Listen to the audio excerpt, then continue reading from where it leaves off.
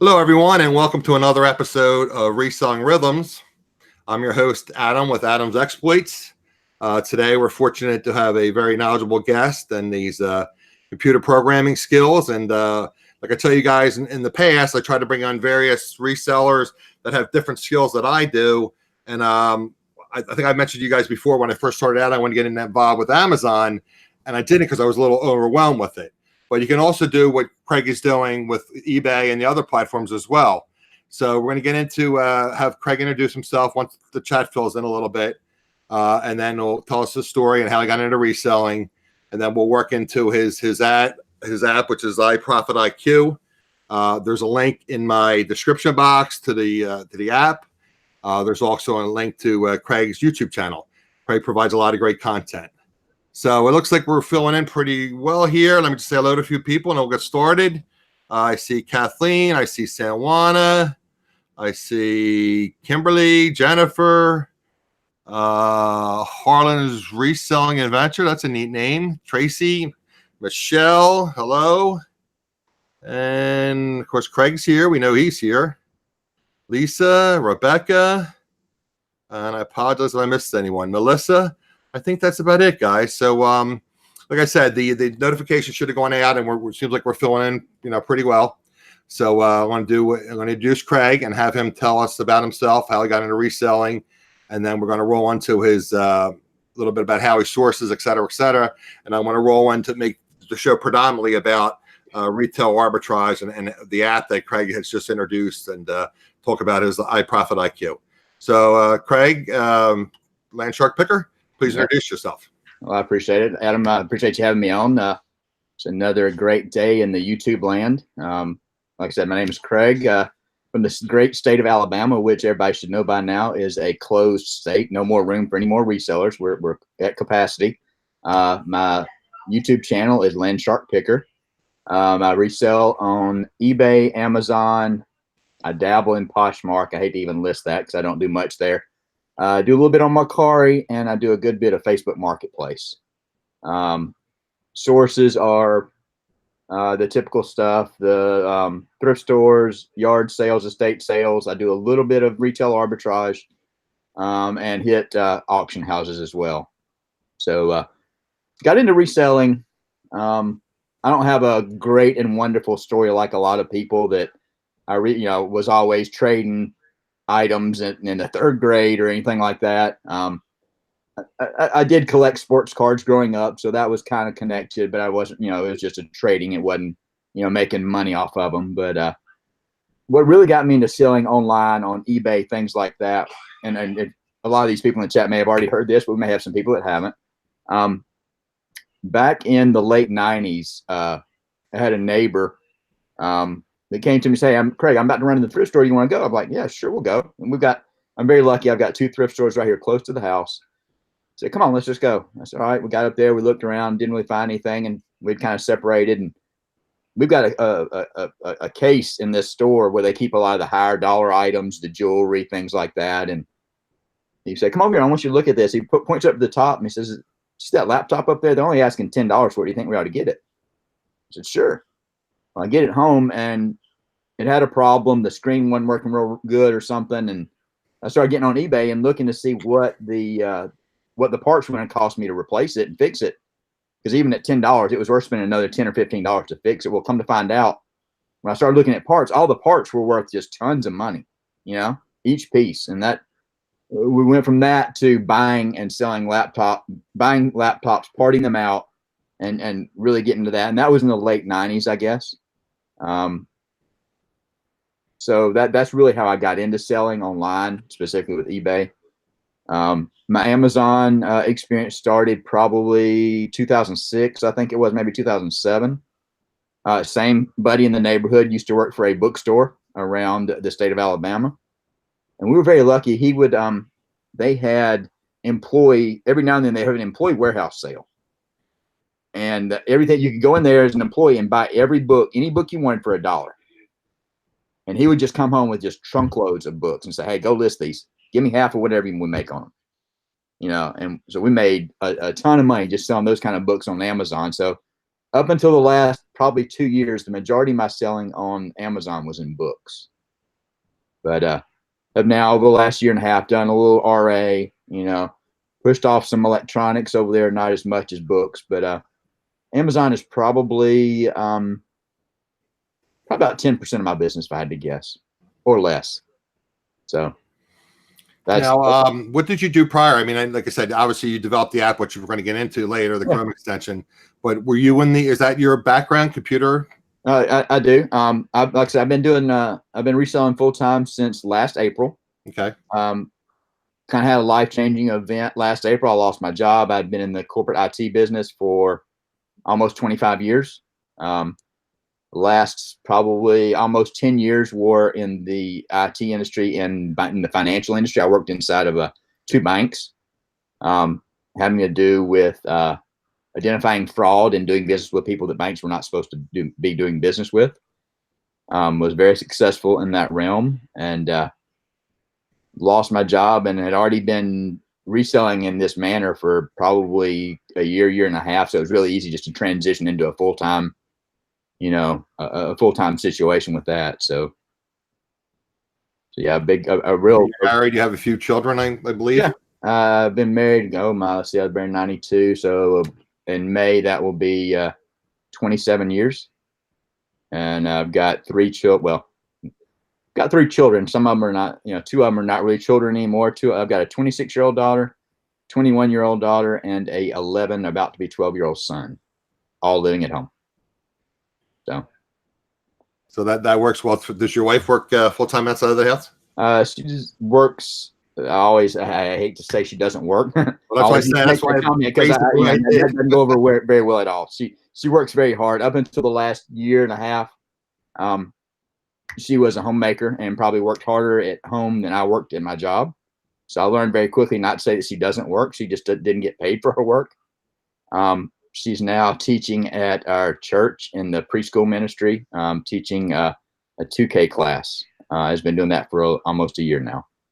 And she's always worked in some capacity at our church in the childcare industry. So with the reselling, that gives you the flexibility, picking up your children or whatever, if it need be, or, it gives you the flexibility and, set your own hours basically. Oh, definitely. And with my last job, I actually worked for a bank that was not based in Alabama. We had a couple of branches here, but I had a lot of flexibility over the past probably 5 years now.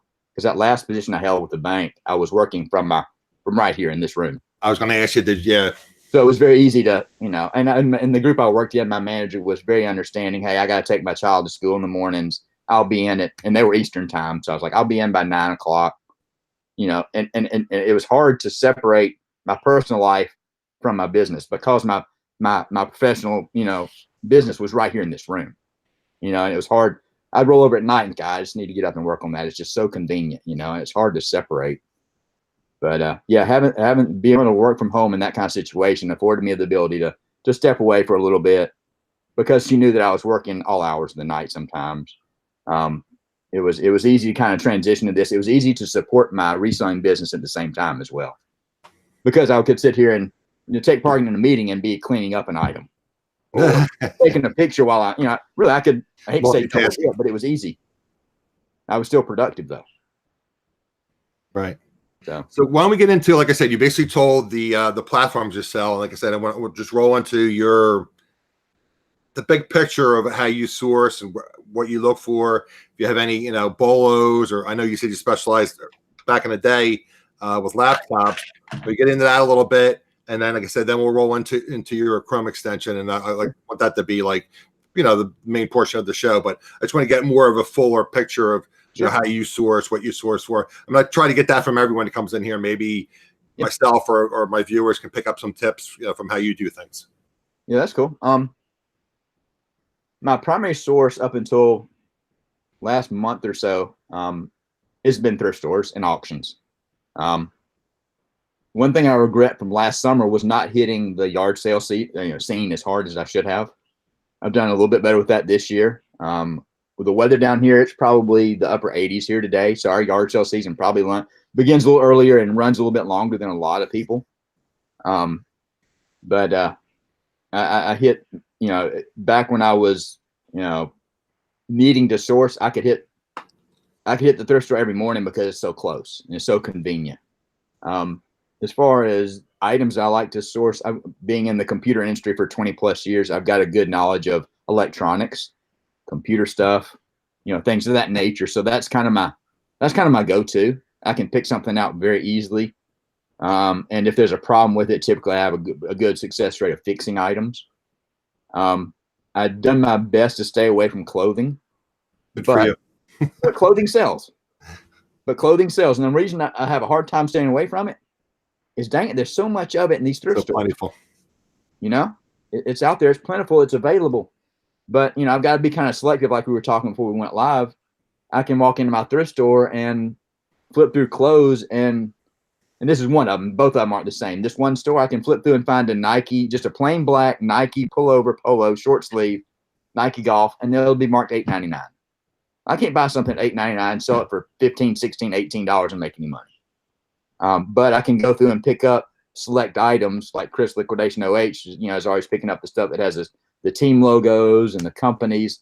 I've done pretty well with those, the golf shirts, but and obviously any vintage stuff, the vintage Tommy stuff, anything that has something that catches my eye, I'm getting a little more selective with clothing. But electronics are kind of my go-to. I have a good knowledge there. What else do I do? Just knickknacks, went the glassware route for a little while, sold a couple of things, but a lot of the glassware I tend to sit on for a long time. And it's heavy. I use the good size. I don't even know what size these totes are, but they're good, 24 inches long and probably 18 inches deep. So if you fill that up with glassware, it's tough to move that around. And I tend to keep things on totes and not just on a shelf, just because it's easier to deal with. But so kind of moved away from that. I've still got some inventory in glassware, but if I had to pick one category that I've been most successful in, it's probably been the electronic side, and that could be anything from a DVD VCR recorder down to just a little Walkman, MP3 player, and anything in between.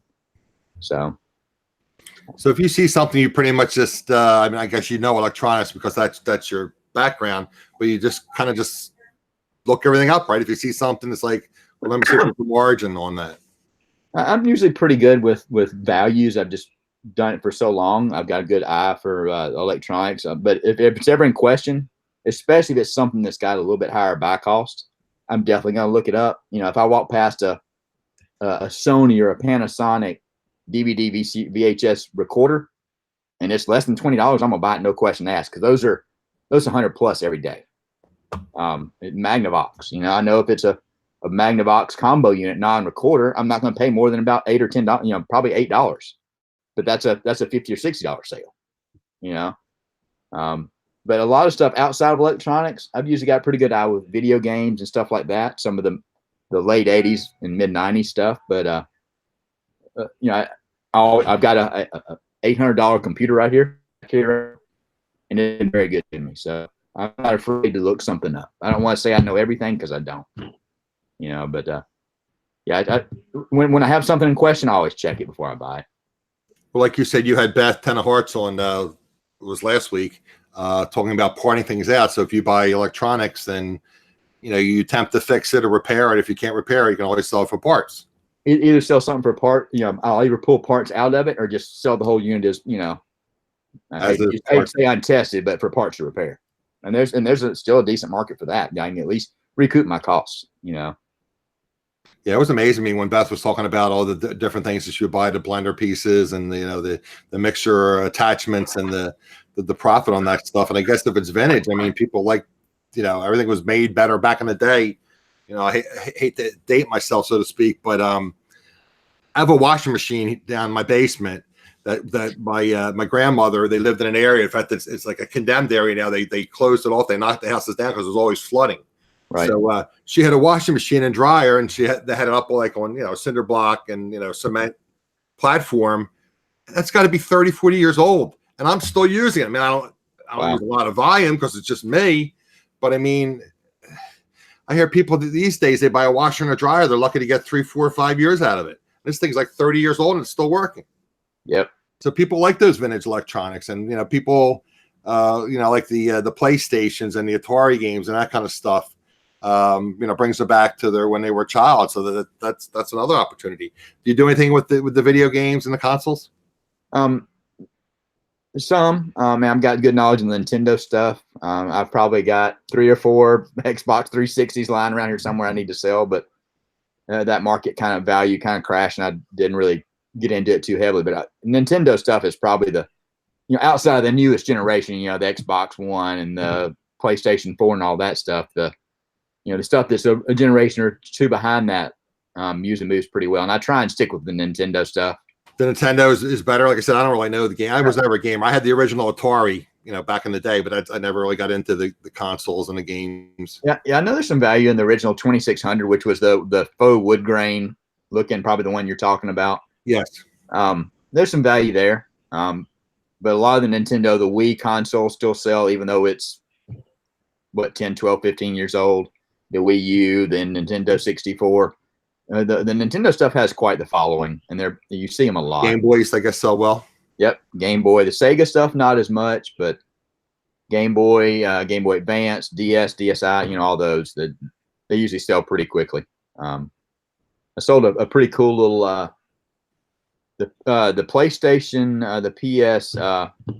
What's the older one?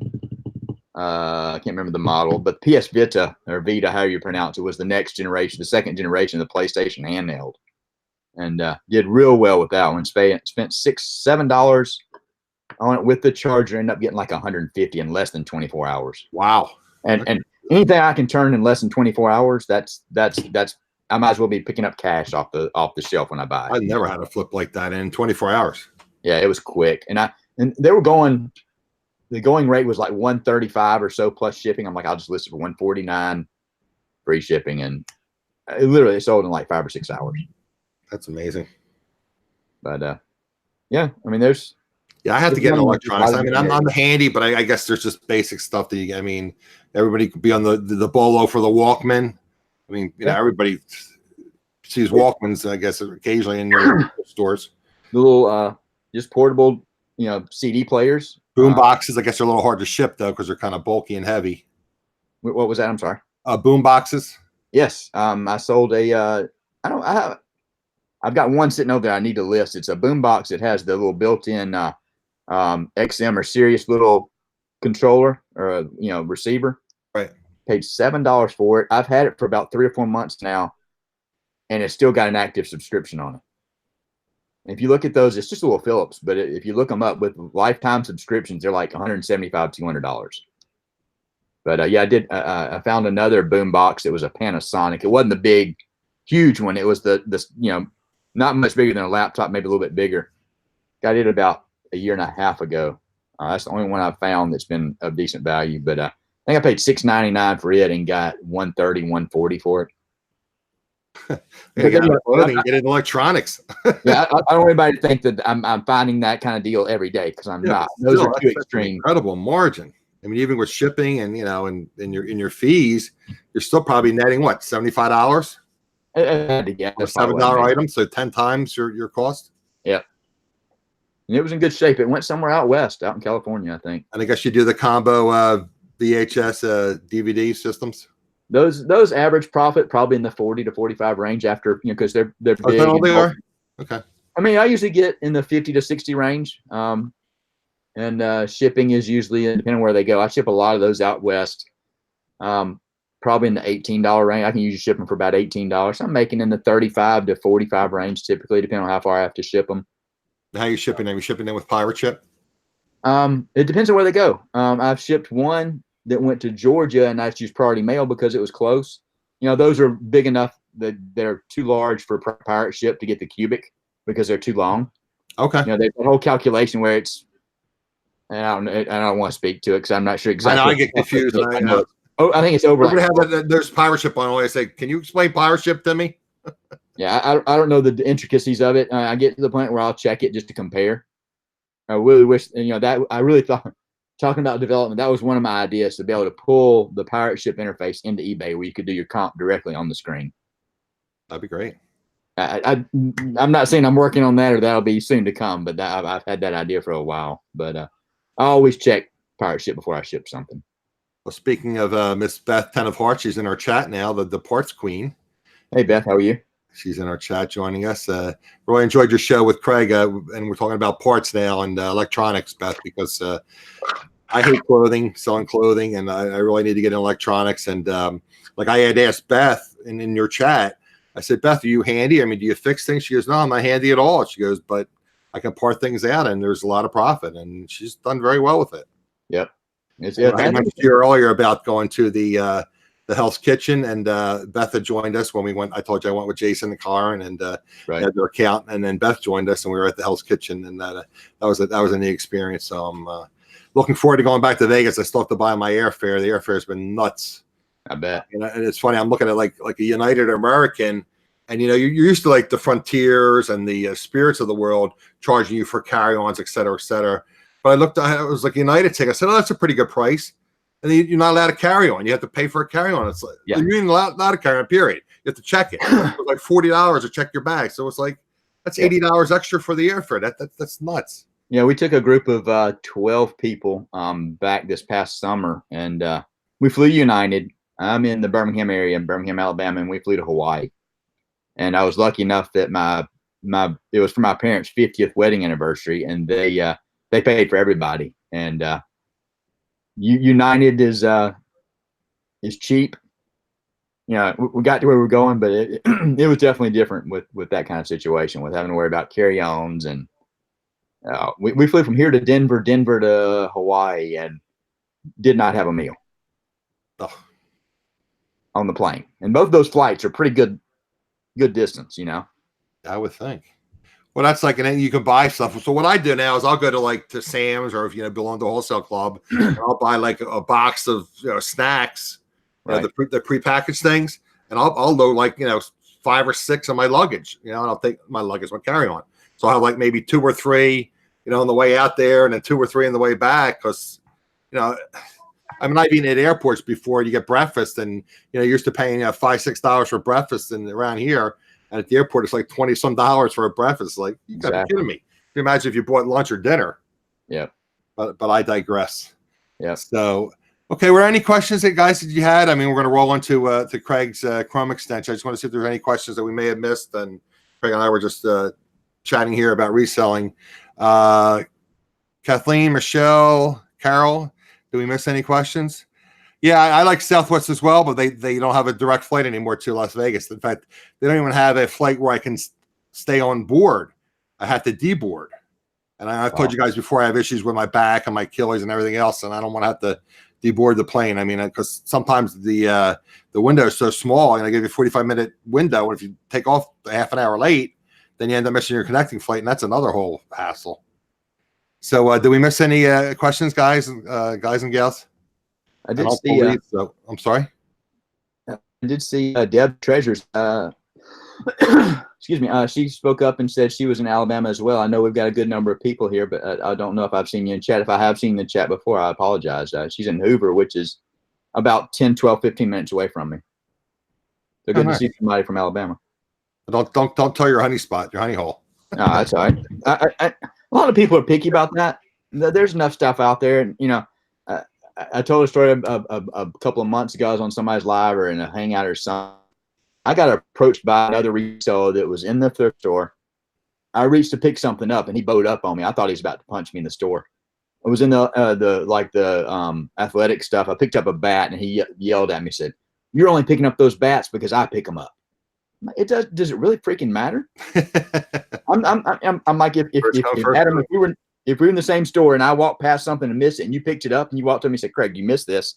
I just made $3,000 on this." I'm like, hey, it's a learning experience for me, but great, Adam. I'm glad you found that. I mean, it's just part of the game. You got to roll with the punches, Yeah, it's like when I had Jay on last week, and he was talking about going to the swap meets, which I always feel funny call them swap meets. I like to call them, flea markets. Right. But he was talking about how he goes with his roommate, and his roommate's like blowing through the place, grabbing this, grabbing that, running.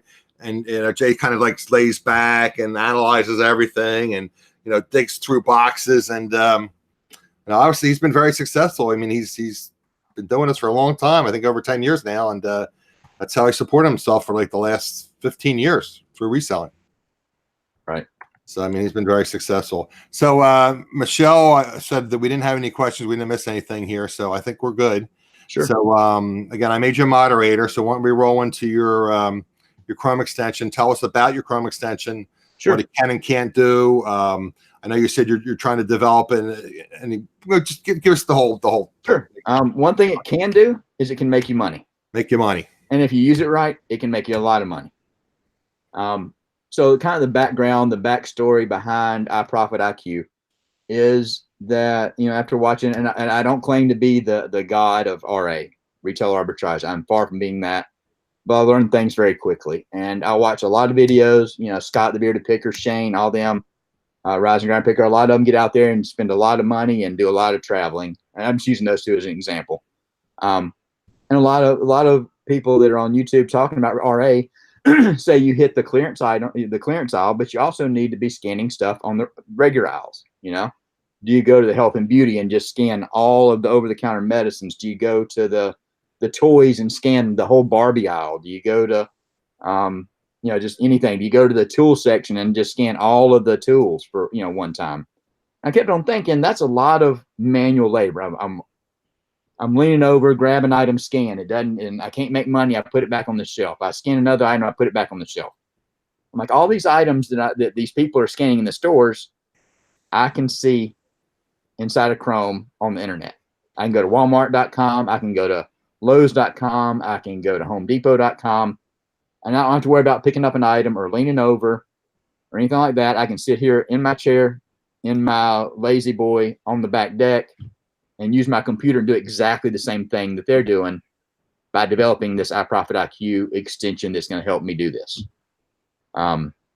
So what it does is we're integrated with Walmart.com, not integrated. Integrated is a bad term. We support Walmart.com as a source. We support Lowe's.com as a source. We support Target.com as a source. And you're going to think this next one is kind of odd. I support eBay as a source, and I'll explain that in a minute. It supports Kohl's as a source. Is there one more? When I show you, I'll know what the other one is if there's another one. But pretty much all it's going to do is you're going to drill down into products that you're going to be researching or looking for, just like you would off the shelf at a Walmart or any given store. You can get down to the details, the detail page of that screen. You can click on the iProfitIQ extension, and it's going to give you links to do all the research you would need to see if there's value in it. Can I resell this on Amazon for profit? Can I sell it on eBay for profit? Can I look at the camel information for it, the Keepa information, the Terapeak now that everybody get, majority of people get with eBay stores. With eBay stores now. So back to the whole eBay as a source. So some people, and I know a few specifically that do this, source things off of eBay and turn around and send them into Amazon FBA. So I can do exactly the same thing with a new item on eBay using this, using iProfitIQ. The only caveat with that is the item has to be new on eBay, and it has to have the UPC code filled in. And I'll show you that in a minute when we look at it. So you can't just go and click on every item in eBay and check it, because the connection I'm making is with that UPC code. I'm passing it off to Amazon. I'm passing it off to eBay. I'm passing it off to these other sites that we're using. So I know a lot of these people have been in my demos and stuff before. So any questions before I kind of get into showing it or anything that anybody want to know? I had a question. How do you determine, like you said, when you're going in physically into a Walmart or wherever, Kohl's, and you're scanning the items with your eBay app or your Amazon seller app? I mean, you're physically scanning things. How do you determine what you're going to look for? Do you subscribe to this various websites that tell you this is a great price, and then you check it through the app, through your app, or I mean, how do you determine what you look at? I don't do as much RA in the store, and truthfully, RA is a very small part of my business. But I know a lot of people, it's a big part of their business. Well, let's say like online arbitrage. How would you do OA? I just go looking. A lot of people like to look at small, light, cheap items. Because if I've got something that's a I'm gonna sell a dang pool filter or a pool pump or some kind of thing that I stick on my back deck that's made of terracotta, those aren't the kind of items I want to send into Amazon because they're going to be so heavy to ship, the shipping costs, things like that. So I do a lot of looking at video games because that's where my knowledge is. I always look through everything that's in clearance just because I know something's been marked down. And I try and look at smaller, lightweight items because that minimizes my cost to get them into Amazon. And it also minimizes my fees when Amazon picks, packs, and ships it for me. Right. So i.e. smalls. Yeah, within reason. Some things that do pretty well are action figures. Like the not Masters of the Universe, the Marvel and DC they're 12 to 18-inch package, maybe 2.5 inches thick, and are weigh 13, 14 ounces. That's a great product. I can pack a good size Lowe's box and fit 30 or 40 of those in one box and ship them for little to nothing. And I don't have to worry about any high storage fees on those kind of items. And if you're watching these other people that are big into it and they show items, you'll see a lot of those type items that they're sourcing for that reason. Yeah, I was watching Casey the Rockstar Flipper the other night in his private VIP group, and again, he was bought a bunch of action figures. And he was talking about how he sourced them. I guess I don't know if he did them OA or RA, but he had a bunch of them, and I didn't know him because, like I said, I'm not from that generation. So, but he says they do very well, and like I said, they're small. I think they're like 8-9 inches tall and easy to ship, lightweight. Yep, and the same, and other things, things like I said a minute ago, like over the counter type stuff. Not like aspirin and Tylenol and all that, but there's a lot of health and beauty type things. I know some people pick up soaps, lightweight, small, cheap. You just got to get out there and look. And that's with retail and online arbitrage, it can be frustrating at times. I know a lot of people say, "Hey, I spent an hour and a half in the Walmart and I made $5,000." Did you really just spend an hour and a half, or is that just the amount of time you spent on that one item that you just pulled out of there? Because how much time did you spend doing the research, not on that item, but how much time did you spend doing RA, whether it's RA or OA, and not finding anything? I'm gonna steal somebody's quote. It's not always rainbows and unicorns. No. So. There was a question that Gulfwind Family Reseller Life Vlogs had a question. So can I just type in action figures and up pops a bunch of action figures? Depends on what context you're talking about. This if you haven't seen the extension yet, we're going to demo it shortly, but I mean, I just want I'm sorry, I got long-winded. I tend to talk, and I apologize. All right. The way it works is you would go to the sourcing website. So I'm gonna go to Walmart.com, and I'll do this in a second. I'll go, if we want, I'll do it while I'll use action figures. I'll type in action figures. It'll pull up a list of them. We'll drill into them, and we'll look at them. But you don't type this information directly into the extension itself. And that carries forward for any sourcing website you're going to use. Okay, why don't you roll right into it, I guess, and just from the beginning to the end, tell us, okay, guys, this is how I would do it if I were you. Sure. How I use my Chrome extension. Go ahead and do a screen share. Share my screen, and I'll try and get you out of the way and not pay it. All right. So before we go too far, I think you've got the link in the description down there, Adam. This is what it looked like. And the reason you see this item has been disabled in Chrome, I'm actually running a development version or a newer version of what is pointed out here. We had a bug that a user identified, and I've already fixed that. So I'm running an updated version of this. But this is the link that Adam put in the description will take you here. iProfitIQ standard. It's got a demonstration video and gives you all the information. And all you got to do is click on the buy, and it will install into your Chrome browser. So once you install it and purchase it, you'll get this little black icon up here that says I got a red I and a green P. The green P is for profits, and the green is for money. So, like I said, we support a couple of platforms. Walmart is where the whole idea kind of initiated. This is an item I was doing some testing with earlier. It's probably not a good pickup, but again, as I've mentioned in my demos in the past, my thought is that I would rather teach you how to fish than give you some fish, because give you fish, you're going to come back and say, I need some more fish. All that fish is gone. I teach you to fish, you learn, and you can go off, and it's going to sustain itself a lot longer. You're going to be able to understand the process and find the right items and be successful by using the tool. So I'm not saying this is a good item to buy, just using it as an example. It's a VTech cordless phone system. I kind of drilled down into this product, and I think, hey, this might be a good item for me to buy. Come over here, and I click on the iProfitIQ standard icon, and it pulls up the screen. We all clear on the screen? Can everybody see it okay? Yes. Okay, so it's going to give you a bunch of information. It may be a little overwhelming, but once you kind of sit back and relax and look at it, it's a lot of information that you can use to decide whether I need to buy this at $14.91 and possibly flip it to Amazon or eBay. So the first thing it's going to do is just echo the information back. Hey, it's this item. Here's the UPC for that item. It's coming from Walmart as a source, and Walmart's asking $14.91. So you ask, why do I show that UPC? Well, now, the challenge is one of the main reasons, one of the second parts of the reason I developed this is a lot of people do online arbitrage from Walmart.com, and they say, oh, it's easy to do. All you do is got to right click on the website, view page source.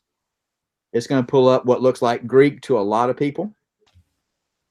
This is all the information that the Walmart website sends to your computer, and Chrome makes it look like it does. So if you can imagine trying to understand what all this is and going through and finding something and then using it, the UPC is in there somewhere. Walmart, it's very easy to find, but the workaround that people were using was they would just come in here, copy the UPC out, open up Amazon, copy, paste, search, and do that for every product. So that's a lot of wasted time. I'm all about process improvement and efficiency when it comes to stuff like this. So it's like I can automate that. I can make that work. So it's going to give you the UPC, which you can either copy and go off somewhere totally unrelated and search, or you can use these links that are using that UPC and that title that it pulled across. So here, the first, and if I go too fast, please, Adam, if you see anybody saying slow down, I just get long-winded and I go pretty quick. So That's fine. I'm watching the chat. Please slow me down if I go too quick. I don't want to jump over anything. So the first thing it does is it gives you the ability to do research and see if you want to sell this item on Amazon. So I can do a search on Amazon for this item using this UPC. So obviously, based on the quick research, that's not a good item. It sells for $14.91 on Amazon. It's $14.91 at Walmart. Are you going to see that a lot? Probably. You know, that's why I said, you know, it's not all rainbows and unicorns, because you're not going to always find something that you're going to make profit on. So another thing you can do, sometimes I have problems pulling the UPC.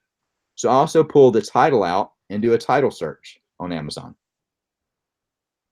So again, pulled up saying the same type results, but if you have trouble with the UPC, you can do a title search. Again, go through whatever due diligence you want to do to determine whether you want to buy this or not. I'm just giving you the platform to help to allow you to make the decisions you want to make. So the third item under the Amazon part is, excuse me, is that if you do decide you want to add this item, you want to go purchase this item, you can go directly in, and I'm not going to click on this because I'm already logged into Amazon. It will take you into my account, and I'd rather not do that.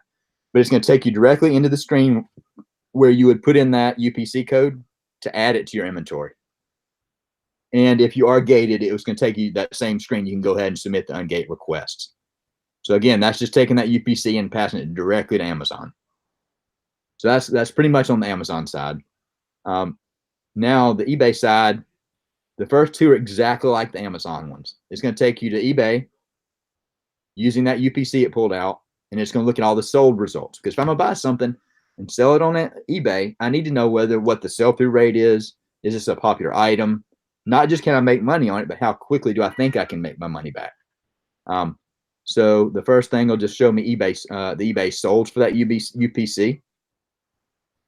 I can look through all the sold items. It does. One of the first bugs that we found after the initial release was it was pulling up used items here as well. That's been fixed. But pretty much it's allowing you to look at how many items of how many orders have there been on eBay for this item in new condition. one criteria for this, looking at solds, is that eBay listing has to have that UPC in the product details. And you see this one does. So if they don't, if the seller, and I really wish eBay would require that UPC and not allow you to put does not apply, right? But they don't do that. So if it doesn't have the UPC, you can't search. You can use your Chrome extension. Not by UPC. You're a step ahead of me. We're getting there. Good idea, though. So just like you can look at solds, you can look at actives based on a UPC. So there's all the actives. How much competition will I have? What's the pricing levels for this item that I'm considering? So you can do those two based on UPC. But if you can't, if the UPC is not in there, I can do an eBay title. So I can go search those same things just based on the title that it's passing over. It didn't find anything because it pushed that whole title over. So you can go in here and go away. Don't want you. You can start taking out the stuff that may cause some problems. That was just some text that was killing the results. But you can go through and do a title search. This is going to pull up anything that has a UPC, anything that doesn't have a UPC, but still only new items. And I can do exactly the same thing with the title actives. It's going to do the same thing. I just need to pick that apart. Go away. I don't know why I'm having such trouble clicking. So they're the actives. I can look at my competition, whether they have the UPC or not. So that's Amazon and eBay. And then there's another little grouping of things down here.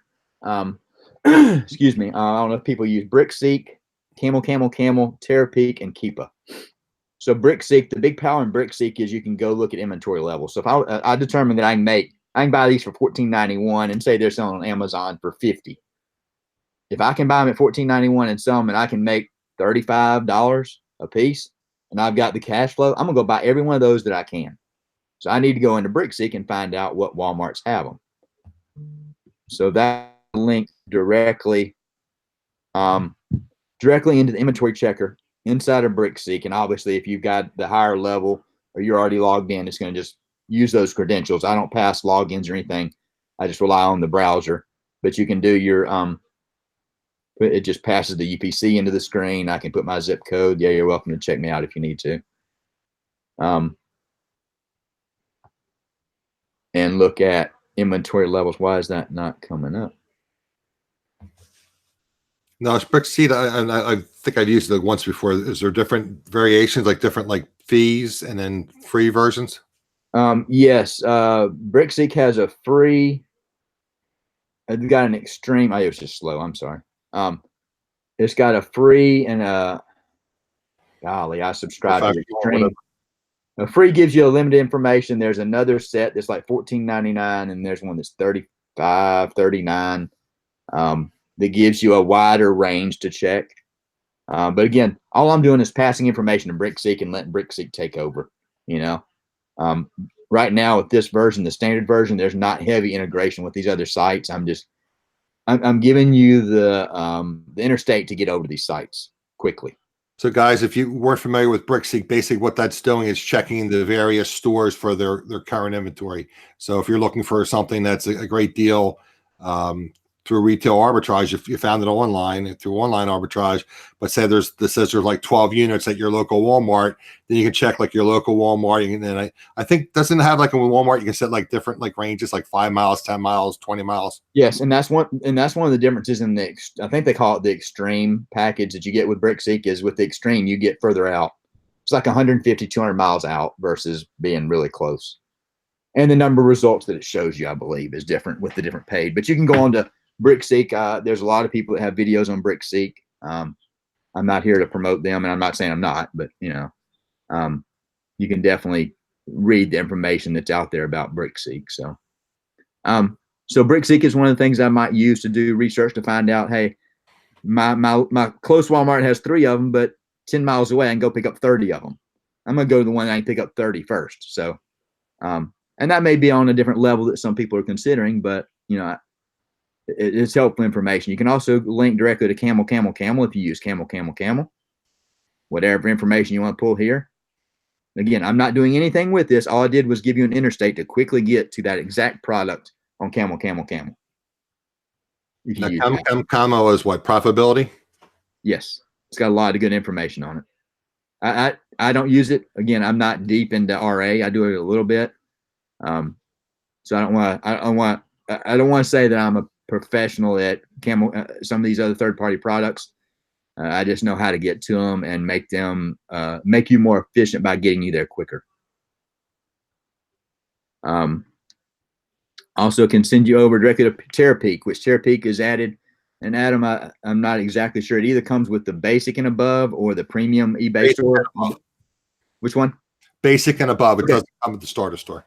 Okay, I wasn't sure. So the starter store does not get it, but now it's included with the basic and above, and it gives you a lot of good information. It tells you the number of people selling the item, the average price, the number of items sold, the total number of sales. So a lot of good information that you help you with sales velocity of this item on eBay.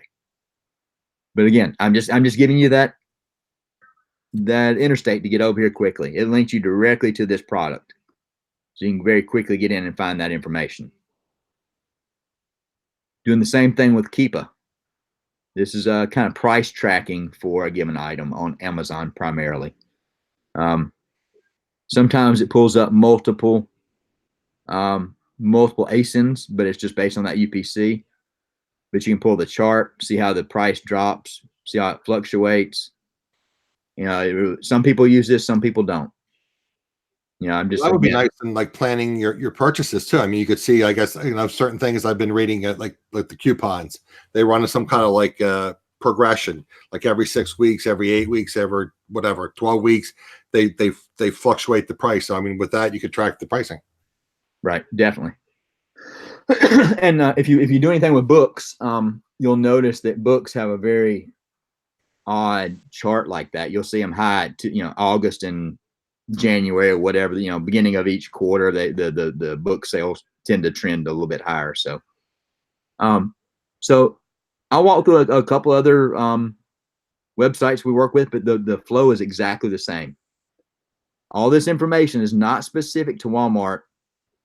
All we're doing is grabbing that UPC and presenting you information. So the last item here is a link to join the Facebook group. So once you purchase the product, all of our updates and communication and support is done through the Facebook group. So that's a link directly there. So the sites that we support, currently working with Walmart, Lowe's, Home Depot, eBay. Here's the one I forgot. Target, I didn't forget that one, but Ulta, the cosmetic. I had somebody that I was talking to during the beta process said they wanted to work with Ulta, so went and made that happen. If anybody has any local stores they'd be interested in possibly seeing in this product, please let me know. I can't promise I'll get every one of them in, but I will do my best. So you can link directly over to this other one. So we'll look at a couple of things on Lowe's real quick. I'm going to just go straight to clearance. That's where a lot of people start. And I hate to spend a lot of time just doing this over and over again. Here's just the first item that came up. It's a 98-cent knob. Exactly the same information again. Just specific. It's not selling on Amazon.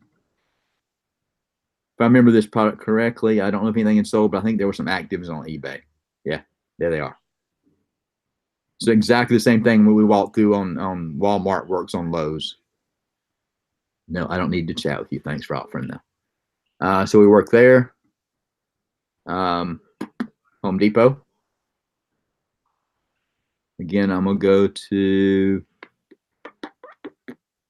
specials and offers. See if we can find something that's worth. I just thought about a question, Craig. Sure, go ahead. Do you have any kind of ad blocker? Do you have to turn off your ad blocker and just allow it access? That's a good question. I don't know. This is not a pop-up in the sense of the way a pop-up would work with an ad blocker. I don't know. That's a very good question. I get that error message from time to time when I'm looking at something. It's like, whitelist us, turn off your ad blocker, and then sometimes it works better. I'm sending myself an email right now to consider that. Cool. Yeah, good point. Test with ad blocker. Gotcha. Thanks, Adam. I appreciate that. No problem.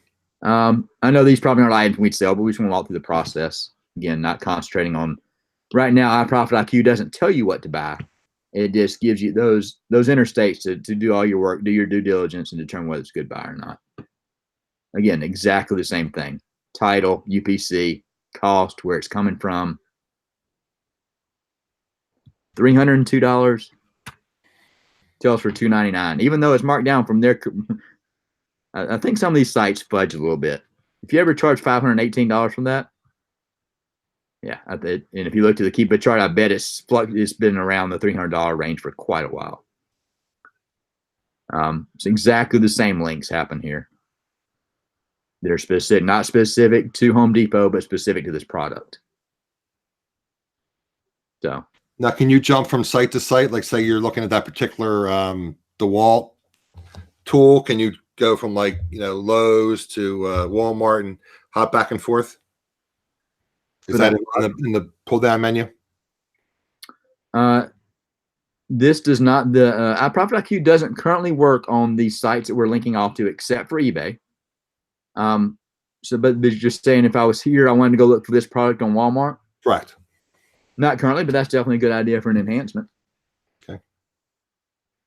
Link to. And in truth, I'll bring something up once we get done with this, that a direction I may take with this product or another one very similar to it. But yeah, exactly the same thing there. So let's click on it again. We can go look at, let's go ahead and use eBay, because eBay is that odd elephant in the room. Action. No, let's look at action figures. I'm going to do it on eBay. I want to look at new items, because everywhere I'm pulling research on is going to be based on a new item.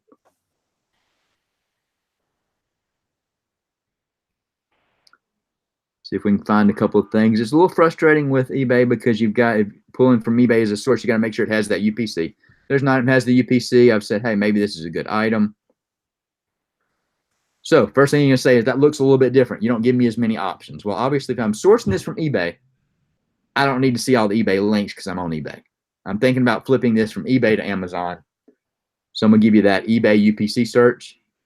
It didn't find it. I need to go in and add the title search.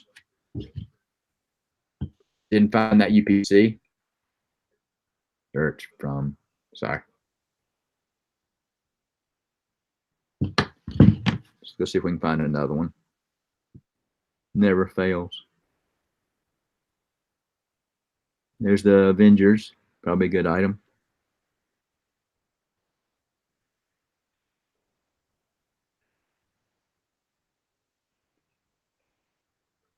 $23 with free shipping, currently on Amazon for $29. So probably not worth messing with. But again, I mean, you get the point, It's exactly like any of this other stuff that we were looking at.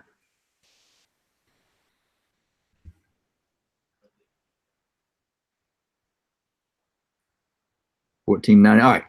So here's an example. And this, I was talking to my wife about this earlier. My mind is always racing with ideas and products like this that I can work on that will help people and make them more efficient.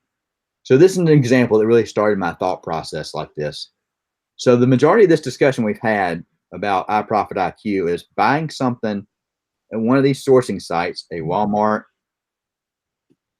Tracy, I'm sorry, I didn't mean to jump. How long did the creation of this take? Hour-wise, I've probably got 20 hours in it if I had to guess, over about a 2-month time period. But back to the point, we've been primarily looking at this as a way to source something at one of these sites and flip it to eBay or Amazon and make money. I'm seriously considering taking this same application, tweaking a little bit with minor changes, and approaching the Walmart or I hate to use this term because it's going to be taken as condescending. It's not meant that way. The penny pinchers. What if somebody's over there searching for Walmart? I'm over at Home Depot, or I am, and I find an item. I think, well, wow, wait, is this really the best price I can get? Let me see what this sells for on Amazon or eBay, especially if I've got a Prime account. So I can go off and do the same kind of research, not for resale, but to see if I can find it cheaper somewhere else. So that's kind of in the back of my mind and a possibility. Sorry, I didn't mean to derail the conversation there, but just seeing that, because that was a good example, not a good example, but kind of a proof. I can buy it for $18.95 on eBay, or I can order it brand new, $14.99. So where, you know, if in the chat, tell me which one you'd rather buy on this product. Would you rather order it from eBay and have to wait for a couple of days for it to get here because they're offering standard shipping? I can go over here, and if it was in stock and I'm a Prime member, I get that in 2 days, and it's almost $4 cheaper. So you're going to see that. And please don't think that anytime you try and research something that you're going to find it more expensive on another platform. You're going to run into this situation a lot. It's going to be exactly the same price, or you're going to see it's cheaper on these other sites. So, you know, you can also use this for that situation. I'm about to buy something. I need to see if it's cheaper somewhere else. So that works. What else can we look at? But again, like I said, with eBay, you have to have that UPC with the current version. I'm going to work on it, making it work with the title as well.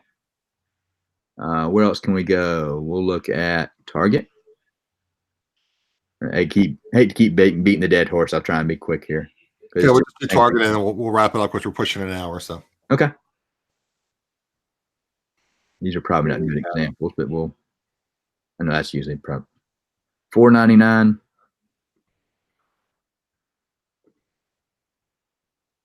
$4.49. Again, you get the idea. It's exactly the same information, just a different website. Ulta. Sales and coupons. I don't want that. I want to go look at a specific tools and brushes.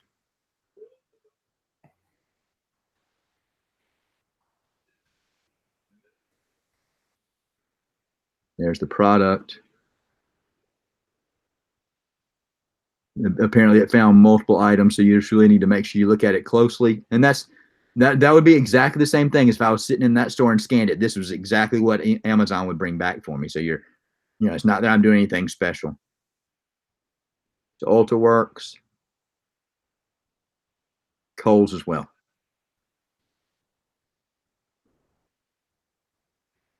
We'll go to their clearance real quick, because I know I messed around there a little bit.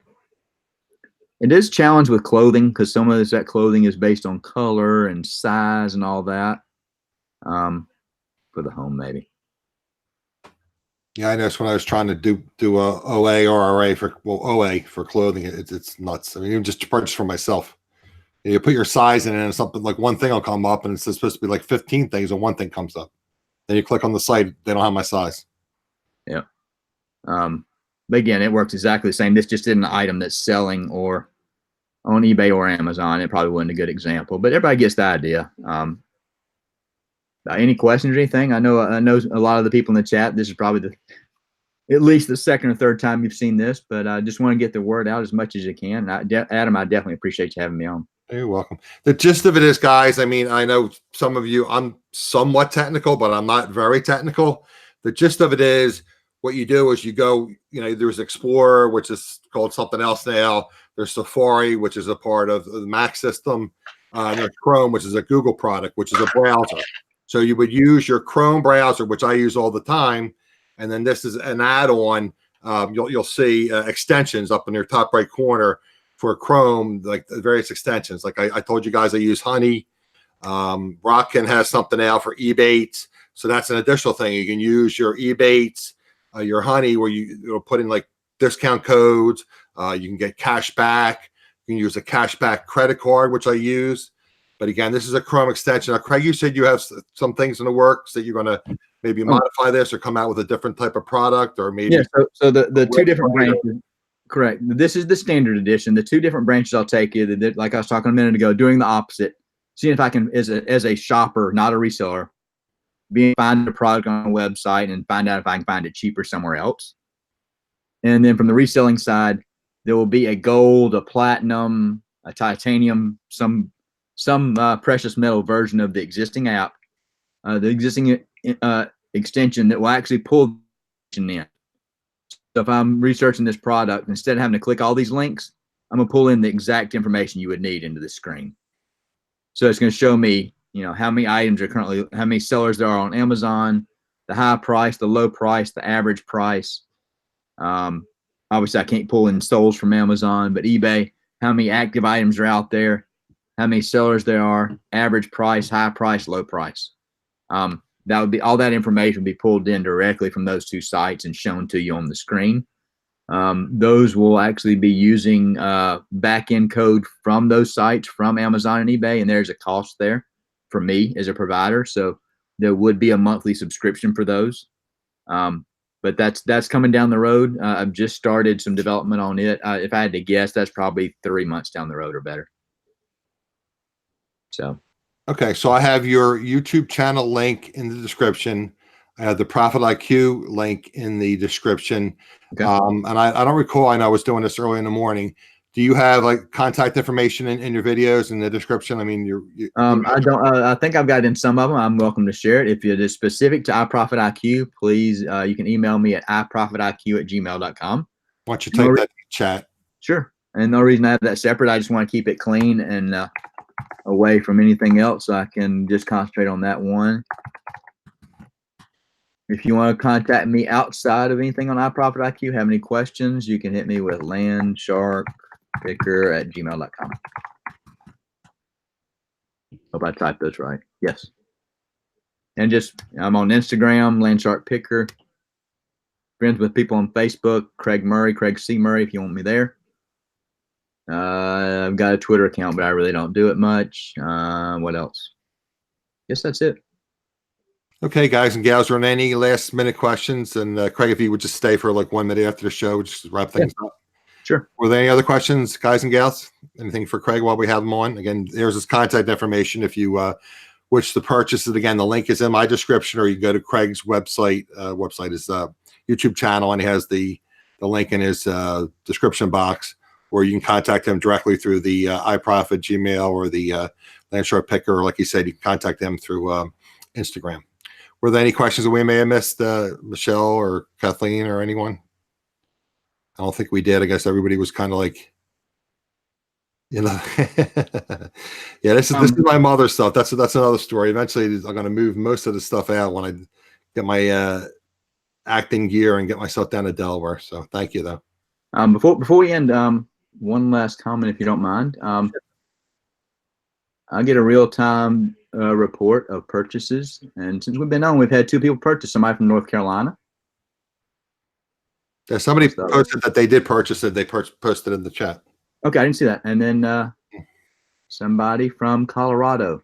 Guys, if you're in the chat and you're one of those 2 people, thank you. I appreciate it. I appreciate that a lot. Craig wants to meet you because you're neighbors. Uh-oh. Yep, I will definitely. Yeah, Debs, hit me up either on Facebook, Craig C. Murray, or Instagram, Landshark Picker. Or you can email me at either one of those email addresses. Love to meet you. Truly, so we didn't mention the price. Was it $24.99? $24.99, correct. Right.